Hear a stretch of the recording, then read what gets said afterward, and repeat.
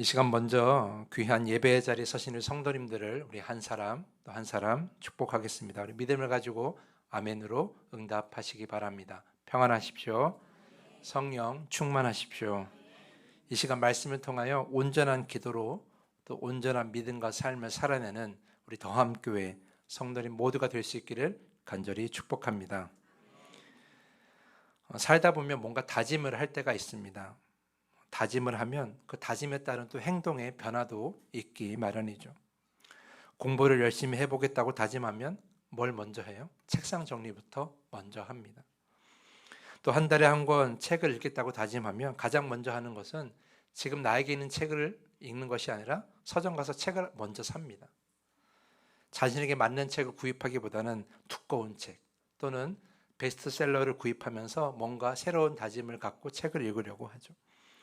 매일 운동을 하겠다고 다짐하면 당장 먼저 걷기를 하는 것이 아니라 헬스장부터 등록하죠. 그리고 운동복도 사고 운동화도 삽니다.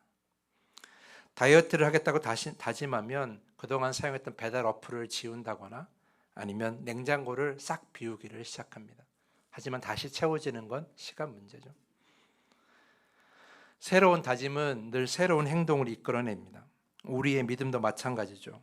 주님의 은혜를 기쁨으로 누리면 우리가 뭔가 은혜 받았다 하는 그런 감격에 빠지면 우리가 새로운 믿음과 삶을 살아내기로 다짐하게 되는 것이죠.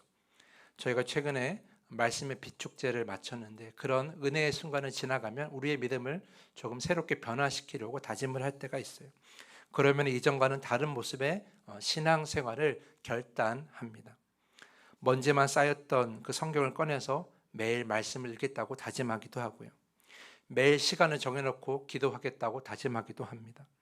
또한 내가 가진 재능을 달란트를 교회에서 공동체 안에서 활용하겠다고 헌신하겠다고 다짐하기도 하죠. 근데 이러한 다짐들 중에서 말씀을 읽는 것은 그렇게 어렵지 않아요. 물론 내용을 온전히 이해하는 것은 늘 어렵지만 그러나 글씨를 읽는 것, 말씀을 읽는 것 자체까지는 누구나 할 수 있어요. 나의 재능으로 교회에 헌신하는 것도 어렵지 않습니다.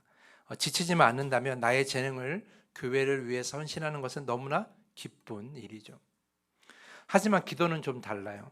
내가 원하는 자리에서 내가 원하는 시간에 내가 기도하려고 할 때 그 기도를 하려는 그 시작할 때부터 나의 기도를 막는 나에게 질문이 하나 생겨요. 그것이 무엇입니까? 어떻게 기도하지? 라는 질문이에요. 기도를 막상 하려고 하면 기도를 어떻게 해야 될지 알지 못하는 것이죠. 신앙생활의 열심을 회복하고 다시 기도하려고 하지만 막상 기도할 때 그 방법을 잘 모를 때가 많이 있다는 겁니다. 어떻게 기도할까요? 다시 기도를 시작할 때, 다시 기도를 다짐할 때마다 우리의 기도를 막는 이 질문, 어떻게 기도해야 할까에 대한 우리는 어떻게 답을 찾아야 할까요? 오늘 본문 말씀을 통해 이 질문에 대한 답을 한번 찾아보고자 합니다. 그런데 먼저 짚고 넘어가야 할 것이 있어요. 먼저 짚고 넘어야 될 것, 여러분이 꼭 기억해야 될 것은 기도를 어렵게 생각하는 것을 죄로 여기지 말라는 거예요. 기도를 어렵게 생각하는 것 자체를 그런 나의 모습을 부끄럽게 여기지 말라는 겁니다. 오늘 본문 읽은 본문의 평행 본문인 누가복음 11장을 보면 한 제자가 예수께 이렇게 말씀해요. 누가복음 11장 1절인데요. 예수께서 한 곳에서 기도하시고 마치심에 제자 중 하나가 여짜오되 주여 요한이 자기 제자들에게 기도를 가르친 것 같이 우리에게도 가르쳐 주옵소서. 지금 제자가 요구하는 것이 뭐예요? 기도를 어떻게 해야 되는지 가르쳐 달라라는 거예요. 사랑하는 성도 여러분, 세례 요한의 제자들이 이미 기도를 배웠던 것처럼 또한 오늘 예수 그리스도의 제자들도 기도에 대해서 가르침을 요구했던 것처럼 그때나 지금이나 기도는 쉬운 것이 아니에요. 우리가 믿음을 처음 가졌을 때 기도하는 방법을 다 깨닫는 사람은 아무도 없다라는 걸 여러분 기억하십시오. 기도는 쉽지 않은 거예요. 기도는 결코 우리에게 이미 있는 능력이 아니라는 것이죠. 그러므로 기도를 어렵게 여긴다고 해서 부끄러워할 필요가 없는 거예요. 오늘 제자처럼 예수님한테 또는 하나님한테 주님 기도를 가르쳐 주십시오라고 말을 하는 것은, 이렇게 간구하는 것은 결코 죄가 아니라는 겁니다. 어떤 성도님들은 제가 기도하는 이 기도문이 좋다라고 이야기를 하시는데 저는 지금도 기도가 어렵습니다. 기도문을 쓰지 않고서는 기도에 대한 자신감이 없는 저예요. 성도들과 또는 목회자들과 함께 있을 때 제가 대표 기도할 때가 되면 막상 기도하려고 눈을 감으면 막상 기도문이 떠오르지 않을 때가 너무나 많이 있어요. 저도 기도가 어려운데 여러분들은 기도가 어려운 것이 당연한 거라는 거예요.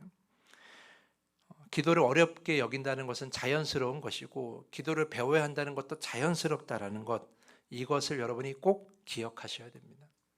근데 반대로 오히려 나는 기도 전문가다, 나는 기도는 자신 있어 라고 생각하고 기도를 배우지 않고 자기 마음대로 기도하면 그것이 더 큰 문제가 될 수 있다는 거예요. 그러므로 여러분 기도를 어렵게 여겨도 되고 기도하기를 여러분이 자신감을 가지지 못할지라도 그것을 부끄럽게 여길 필요가 없는 거예요. 오늘 본문 6장은 여러분 잘 아시는 것처럼 산상수훈의 일부예요. 여러분 산상수훈이 무엇입니까? 제자들을 따로 산으로 불러서 주님께서 가르쳐 주신 내용들이에요. 그걸 산상수훈이라 부르는데 온전한 제자가 되기 위해서 가르친 여러 가지 말씀들이 담겨 있죠. 그 중에서 기도를 가르쳐 주셨다는 것은 그만큼 기도가 어렵다는 것이고 기도에 대해서 우리가 배워야 한다는 것을 의미하는 거예요. 그러니까 여러분 기도를 어렵게 여기는 것, 부끄럽게 여길 필요 없어요. 기도를 못한다고 고백하는 것도 그것은 결코 죄가 아니에요. 기도를 못한다고 고백하면서 기도가 어렵다고 고백하면서 기도를 매일매일 배우려고 애쓰는 것이 더 중요하다는 것이죠. 자, 그렇다면 이것을 전제로 오늘 주님께서 오늘 본문 가운데 기도를 어떻게 가르쳐 주셨는가, 기도에 관해 어떻게 가르쳐 주셨는가를 한번 살펴보고자 합니다. 흔히 기도하면 여러분이 뭘 생각하세요? 주기도문을 생각하시죠. 오늘 본문에도 그렇고 평행복음인 누가복음 11장에도 그렇고 기도의 가르침에는 언제나 주기도문으로 끝이 났어요. 근데 여러분 그 기도문, 그 주기도문을 그대로 한다고 해서 기도를 잘한다고 할 수 있을까요? 우리가 말씀을 따라 읽는다고 해서 말씀을 열심히 읽는다고 해서 말씀대로 산다고 말할 수 없는 것처럼 그 기도를 똑같이 따라 한다고 해서 온전한 기도라고 할 수는 없는 거예요. 그러니까 주기도문을 열심히 외운다고 해서 우리가 온전한 기도를 잘 하고 있다라고 생각해서는 안 된다라는 것이죠. 주기도문은 어떤 우리가 램프 요정을 부르는 주문 같은 것도 아니고 주기도문을 외우면 외울수록 우리의 믿음이 좋아진다거나 복을 더 많이 받는 것도 아니에요. 주기도문 자체에 어떤 능력이 있다는 것이 아니라는 것이죠. 주기도문은 기도의 기본이 담겨 있는 그런 기도의 한 예라는 거예요. 기도의 기본이 담겨 있는 하나의 어떤 예를 주님께서 알려주신 기도이지 꼭 그렇게 기도하라는 것은 아니라는 거죠. 주기도문처럼 기도하지 않는다고 해서 문제가 될 것은 없어요. 주기도문을 외우는 것이 중요한 것이 아니라 주기도문 안에 담겨 있는 기도의 기본을 알아야 되는 것이죠. 그 기본이 어디에 있느냐? 주기도문을 말씀하시기 직전 오늘 본문 말씀에 그 기본이 담겨 있다라는 거예요. 그래서 예수님께서 오늘 본문을 통해 말씀하시는 기도의 기본이 무엇인가? 오늘 그것을 세 가지로 말씀드리려고 합니다. 좋은 문장이나 좋은 글을 보면 서론, 본론, 결론이 분명하게 나눠져 있잖아요. 마찬가지로 저는 기도의 기본을 기도의 시작, 기도의 과정, 기도의 끝으로 여러분께 설명해 드리려고 합니다. 기도의 시작은 무엇이고 기도의 과정은 무엇이고 기도의 끝은 무엇인가 한번 여러분들께 오늘 본문을 가지고 말씀해 드리겠습니다. 자, 먼저 기도의 시작입니다. 첫 번째 기도의 시작은 무엇이냐? 기도는 하나님을 향합니다. 저를 따라해 봅시다. 기도의 시작. 기도는 하나님을 향합니다. 네, 그렇습니다. 기도는 하나님을 향하는 거예요. 여러분 기도할 때 가장 먼저 하는 것이 무엇입니까? 말 말고 행동하는 것 중에. 네, 먼저 손을 모은다거나 또 뭘 하죠? 눈을 감거나 또는 허리를 굽히거나 때로는 무릎을 꿇거나 또 어쩔 때는 손을 높이 들고 기도할 때도 있습니다. 기도하는 모습은 다 다르지만 공통적으로 한 가지 하는 것이 있어요. 그것은 바로 눈을 감는 겁니다. 여러분 기도할 때 왜 눈을 감을까요? 사실 여러분 성경 어디를 봐도 기도할 때 눈 감으라고 말씀하신 건 없어요. 찾아보시면 저한테 말씀해 주세요. 없어요, 사실은. 근데 그 눈을 뜨고 기도하면 뭔가 잘못된 것처럼 여겨지는 것이 아주 오래전부터였죠. 제가 교회 학교에 있을 때 기도 시간에 친구가 눈을 뜨고 장난치면 선생님한테 혼났던 기억이 있어요. 이상하죠. 그 눈뜬 친구를 보는 것도 선생님이 눈 뜬 건데, 선생님이 눈 떴다고 혼내는 것 자체가 사실 앞뒤가 맞지 않는다고 생각을 했거든요. 어쨌든 우리가 어려서부터 기도할 때 눈을 감아야 한다고 무조건 배웠어요. 왜 눈을 감을까? 사실 눈을 감는 데 목적이 있는 것이 아니라 우리가 눈을 왜 감는가 그 이유를 알아야 되죠. 근본적인 이유는 뭐예요? 우리 기도가 오직 주님을 향하기 때문에, 우리 환경을 보지 말고 내 상황을 보지 말고 기도가 주님을 바라봐야 되기 때문에, 그렇게 집중하기 위해서 우리가 기도할 때 눈을 감는 거죠. 오늘 5절 말씀 보겠습니다. 5절 말씀 보면, 또 너희는 기도할 때에 외식하는 자와 같이 하지 말라. 그들은 사람에게 보이려고 회당과 큰 거리 어귀에 서서 기도하기를 좋아하느니라. 당시 유대 지도자들은 회당 앞에 큰 길에서, 사람들이 많이 다니는 길에서 서서 기도하기를 좋아했다고 합니다.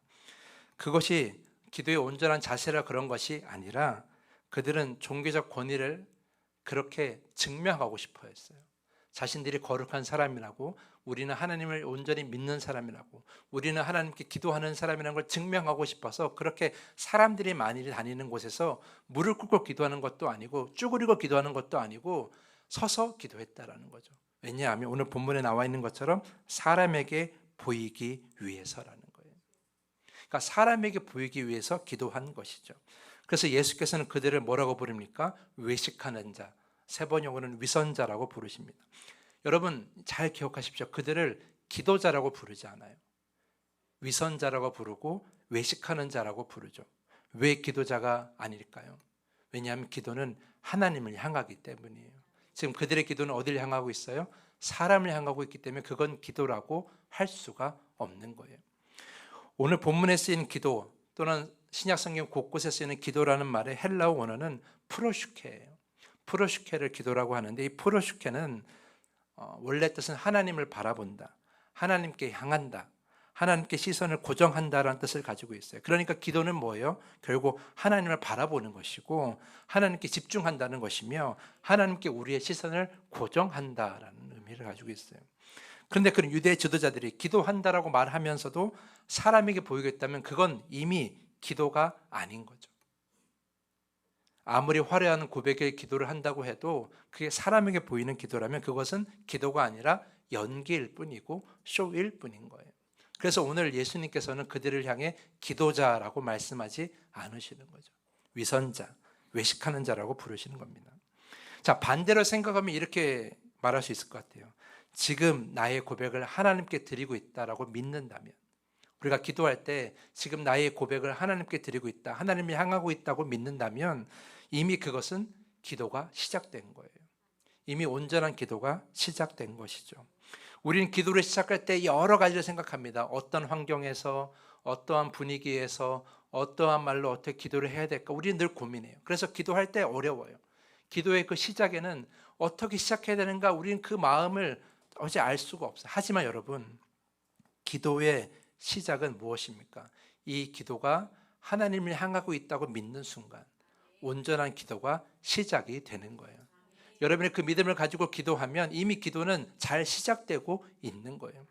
눈을 감든 눈을 감지 않든, 오늘 본문 6절에 나와 있는 것처럼 골방에 있든 골방에 있지 않든, 여러분의 차에서 기도하든 직장에서 기도하든 혹은 어디에서 기도하든지 간에 주변에 시끄럽든 시끄럽지 않든 그건 별로 중요하지 않아요. 중요한 건 뭐냐면 지금 나의 이 고백이, 지금 나의 이 간구가 하나님을 향하고 있다고 믿는다면, 그러면 기도는 이미 잘 시작되고 있다는 것이죠.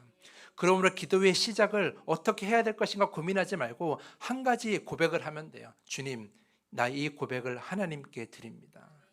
하나님께로 이 고백이 전달될 줄 믿습니다. 이 고백이 하나님께 향할 줄 믿습니다. 이 고백만 있으면 기도는 온전히 시작되는 거예요. 물론 잔실에게 맞는 그런 기도의 환경이 사람마다 있어요. 어떤 사람들은 음악을 들어야 되고, 어떤 사람은 조용히 아무 소리도 들리지 않아야 되고, 어떤 사람은 교회에서 기도가 잘 된다고 하고, 어떤 사람은 또는 집에서 또는 직장에서 혹은 차 안에서 기도가 된다고 말하시는 분들도 있어요. 기도가 자신에게 맞는 그런 환경들이 있을 터인데 중요한 것은 그 환경이 여러분의 기도를 온전케 하는 것이 아니라는 거예요. 여러분 기도할 때 환경이 영향을 받으면 환경 때문에 기도가 잘 된다고 생각할 수 있어요. 하지만 기도의 온전함은 환경이 만드는 것이 아니라 바로 우리의 믿음이 만드는 거예요. 이 기도가 하나님을 향하고 있다는 것을 믿을 때에 그때 온전한 기도가 시작되는 것이죠. 그 믿음이 있으면 이미 반은 잘 되고 있는 거예요. 여러분들이 그 믿음을 가지고 기도하면 어떠한 말을 하든지 간에 어떠한 고백을 드리든지 간에 주님께 온전한 기도가 드려지게 되는 것이죠. 사랑하는 성도 여러분, 그러므로 여러분 기도를 시작할 때에 이 기도가 지금 하나님을 향해 나아가고 있다는 것을 믿으시기 바랍니다. 그것이 온전한 기도의 시작이라는 거예요. 이 믿음을 가지고 늘 온전한 기도를 시작할 수 있는 여러분 모두가 될 수 있기를 간절히 축복합니다. 두 번째입니다. 이제 기도의 시작이었으니까 두 번째는 뭐예요? 기도의 과정이에요. 기도의 과정 무엇이냐면 기도는 진심을 담아야 합니다. 따라합시다. 기도의 과정. 기도는 진심을 담아야 합니다. 자, 7절 말씀이에요. 또 기도할 때에 이방인과 같이 중언부언하지 말라. 그들은 많은 말을 많이 하여야 들으실 줄 생각하느니라. 이제 곧 초등학교를 졸업하는 제 딸이 학교에서 돌아오면 제가 목양실에 있을 때 꼭 그 목양실을 들려서 가요. 그러면 그때마다 저는 제 딸의 얼굴 표정을 봅니다. 표정을 보면 오늘 하루 학교 생활이 어떠했는지 다 드러나게 되어 있어요. 밝은 표정일 때는 오늘 친구들과 즐거운 일이 많았구나 라고 알게 되고요. 약간 뭔가 시무룩한 표정을 보이면 친구들과 좀 삐긋대는 일이 있었구나 라는 걸 알게 돼요. 근데 때론 거의 울기 직전의 모습으로 목양실에 들어올 때가 있어요. 그럼 제가 물어보죠. 무슨 일이 있었어? 뭔 일이 있었어? 이렇게 물어봐요. 그러면 처음엔 이야기하지 않다가 1분 있다가 바로 눈물 터뜨리면서 울기 시작을 해요. 저는 말하지 않아도 다 압니다. 딸이 얼마나 힘들었는지 또는 딸이 얼마나 즐거웠는지를 다 알아요. 왜냐하면 그만큼 제가 딸을 잘 알기 때문이죠. 기도도 마찬가지입니다. 하나님은 여러분을 너무나 잘 아십니다. 어떤 마음인지, 오늘 어떻게 하루를 살아왔는지, 어떤 시간을 보내셨는지 하나님은 너무나 잘 아십니다. 그래서 우리의 상황을 구체적으로 기승전결 또는 육하 원칙으로 설명하지 아니하여도 하나님은 우리의 상황을 너무나 잘 알고 계십니다. 그렇기 때문에 많은 말로 기도한다고 해서 응답되는 것이 아니고 우리가 자세하게 설명한다고 해서 기도가 잘 응답되는 것은 아니라는 거예요. 몇 마디 하지 않아도 서로를 잘 이해하는 오랜 친구처럼 우리의 진심으로 하나님께 내 마음을 가지고 나아가면 부모님이 자녀들의 마음을 다 아는 것처럼 하나님도 우리의 마음을 다 아신다라는 거예요. 그래서 하나님과 관계가 깊어질수록 많은 말을 하기보다는 온전한 믿음의 말 한마디의 기도가 더 좋을 때가 있다라는 거예요. 그러므로 오늘 본문에 나와 있는 것처럼 많은 말을 기도를 할 필요가 없어요. 말을 많이 쏟아낸다고 해서 기도가 잘 응답되는 것도 아니에요. 중요한 건 뭐예요?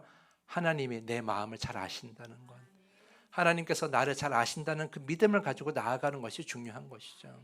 그러면 많은 말을 하지 않아도 내가 아버지라고 주님 한마디만 불러도 그 안에서 눈물이 날 수가 있는 거예요. 그것이 진정한 기도의 모습인 거죠. 근데 우리는 기도할 때 뭘 생각해요? 어떤 말로 기도해야 할까를 늘 고민해요. 근데 그거는 별로 중요하지 않다라는 것이죠. 여러분 기도할 때, 특히 대표 기도할 때 성도님들이 기도할 때 고민하는 건 뭐예요? 어떻게 하면 좋은 단어를 사용할까? 어떻게 하면 아름다운 말을 사용할까? 어떻게 하면 성도님들이 은혜 받을 만한 단어를 사용할까? 이런 고민을 많이 해요. 근데 여러분의 마음을 표현할 때 시적으로 표현하십니까? 주님, 제 마음이 저 화산과 같아서 활활 타오르고 분노하고 있습니다. 이렇게 기도하시는 분 계세요? 주님, 제 마음이 너무 답답하고 제 일이 너무 힘들어서 제 마음이 저 빌딩 숲과 같습니다. 이렇게 기도하시는 분 계세요? 주님, 제 인생이 너무 힘들어서 저 깊은 밤처럼 앞이 보이질 않습니다라고 이렇게 시적인 표현을 써가면서 기도하시는 분 계십니까? 없잖아요. 여러분 기도할 때 고백은 뭐예요? 단순한 거예요. 그러나 단순하지 않은 우리의 진심을 담아야 되는 것이죠. 우리의 진심을 담아서 기도하면 그것이 어떠한 단어든 어떠한 말이든 상관이 없다라는 거예요. 근데 기도할 때 많은 말을 사용하거나 또는 어떤 좋은 말을 사용하려는 그런 강박관념에서 우리는 벗어나야 하는 것이죠. 여러분, 많은 말을 하거나 또는 좋은 말, 좋은 단어를 사용하는 기도는 그건 100% 거의 다 나에게 만족하는 기도예요. 내가 마음에 드는 기도를 해서 이 정도면 됐어. 하나님 이 정도면 기뻐하실 거야. 이 정도면 우리 성도님들이 나를 믿음 있다고 여길 거야. 이런 스스로 만족하는 기도를 하다 보면 많은 말을 하게 되고 많은 좋은 단어를 사용하려고 하죠. 하지만 아까도 말씀드렸지만 기도는 사람에게 향하는 것이 아니라 어디를 향하는 거예요? 하나님을 향하는 거예요. 그렇기 때문에 하나님이 우리에게 보시는 거는 중심이시죠. 마음을 보시는 거예요. 단순한 단어를 사용하더라도 그리 많지 않은 단어를 사용하지 않더라도 여러분이 마음을 보여주는 것이 중요하다는 것입니다. 그러므로 여러분 간절히 부탁드릴 것은 말을 많이 할 필요 없이 여러분의 진심을 담은 몇 마디라도 하나님께 온전히 기도할 수 있기를 부탁을 드리겠습니다. 그러한 기도는 믿음의 짧은 그런 경험을 가지고 있더라도 다 할 수 있는 거예요. 하나님을 진정으로 사랑하고 하나님께서 나의 기도를 들으신다는 믿음만 있으면 그런 기도는 누구나 할 수 있는 거예요. 그런데 오늘 본문 말씀 묵상하다 보면 이런 질문을 할 수도 있어요. 그러면 기도는 짧게 하는 게 좋은가? 길게 하는 게 좋은가? 이런 질문을 하실 수도 있어요. 여러분 뭐가 맞습니까? 짧게 하는 게 좋아요? 길게 하는 게 좋아요? 짧게 하는 게 좋아요? 길게 하는 게 좋아요? 여러분 정답은 없어요. 그러면 한 가지만 기억하십시오. 마음이 중요한 거예요. 여러분이 하나님께 진심이 담기면 정말 하나님께 간절한 마음이 있으면 1시간의 기도와도 10분처럼 느껴질 수가 있는 거고요. 하나님을 정말 사랑하면 1시간의 기도에도 10분처럼 느껴질 때가 있는 거예요. 근데 진심을 없으면 10분의 기도에도 1시간처럼 느껴질 때가 있어요.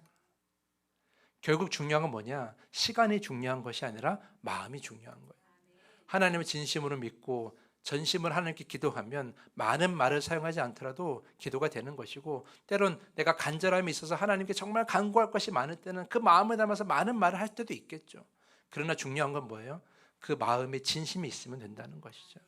그러면 기도는 온전할 수 있다는 거예요.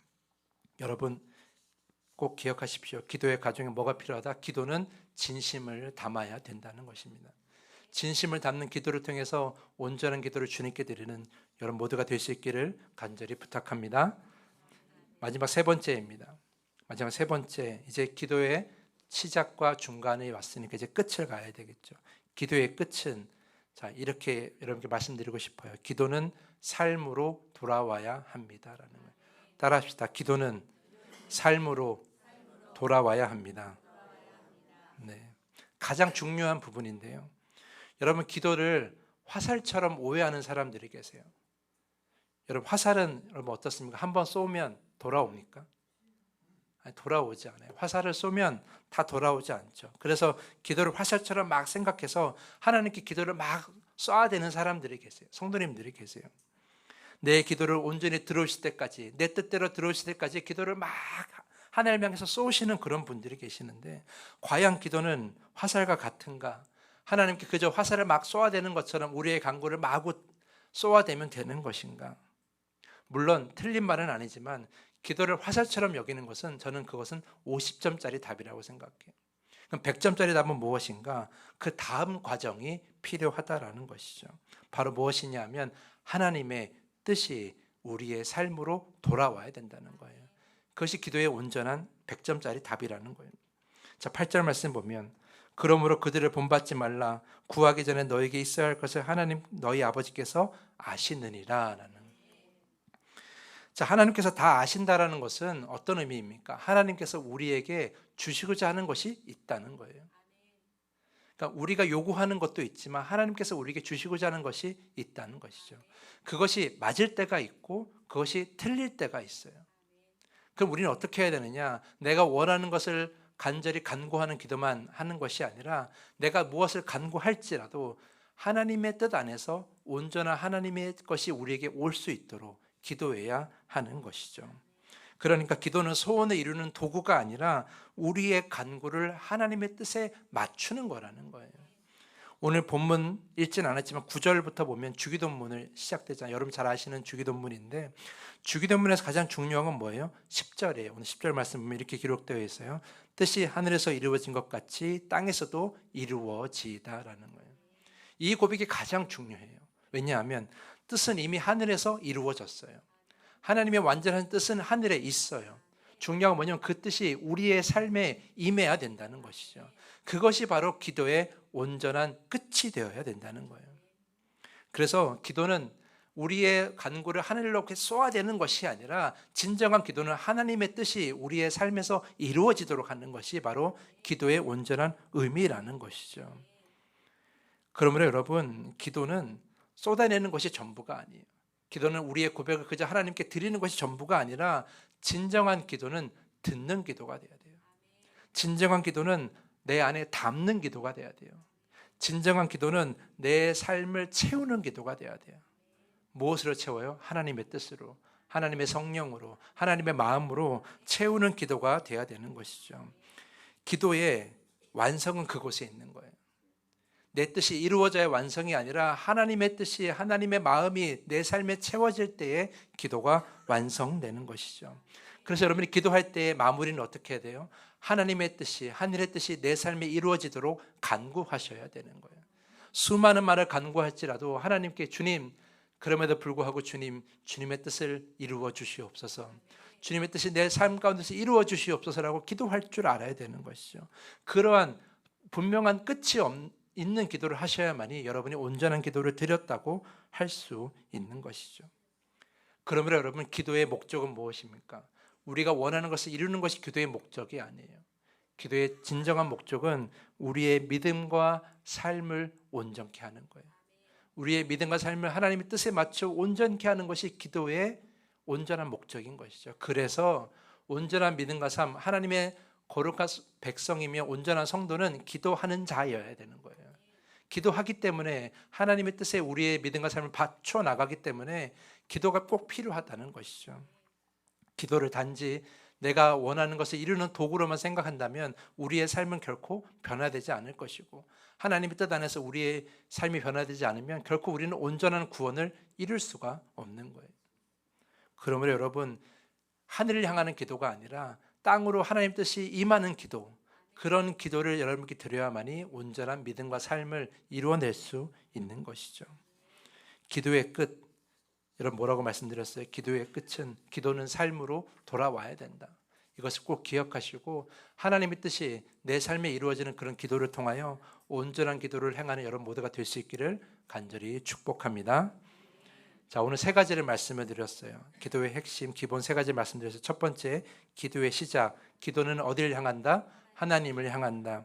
두 번째, 기도의 과정, 기도에는 뭐가 담겨야 된다? 진심이 담겨야 된다. 마지막 세 번째, 기도의 끝, 기도는 어디로 돌아가야 된다? 삶으로 돌아가야 된다. 이 세 가지만 기억하시면 어떠한 말로 하든 어떠한 내용을 강구하든 별로 그건 중요하지 않는다라는 거죠. 이 세 가지의 기본이 담긴 하나님께 드리는 기도는 하나님께서 기뻐 받아주실 것입니다. 그리고 기도 안에 하나님께서 함께 하실 겁니다. 그 기도를 통해 하나님의 뜻을 여러분이 이루시며 여러분의 삶은 더 온전하게 변화되게 될 것입니다. 그런 온전한 기도를 통해서 온전한 성도가 되는 여러분 모두가 될 수 있길 간절히 부탁을 드리면서 오늘 말씀을 마치겠습니다.